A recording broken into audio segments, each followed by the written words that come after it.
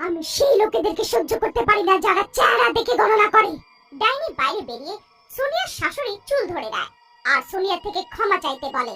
ওর শাশুড়ি ডাইনিকে দেখে ভয় পেয়ে যায়, ও কিছু বুঝতে পারে না।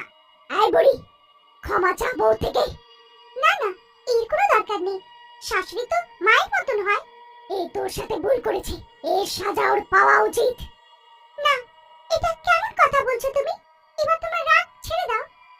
ডাইনি সোনিয়ার কথা শুনে শান্ত হয়ে যায় আর বিদায় নেয়। আচ্ছা, আমি এখন যাই। তোমার অনেক অনেক ধন্যবাদ। আজ যদি আমার হাতে তোমার কিছু হয়ে যেত, আমি অনেক বড় ভুল করতাম। কোনো নির্দোষকে সাজা দেওয়া, তাও অন্য কারোর ভুলের জন্য, অনেক বড় ভুল।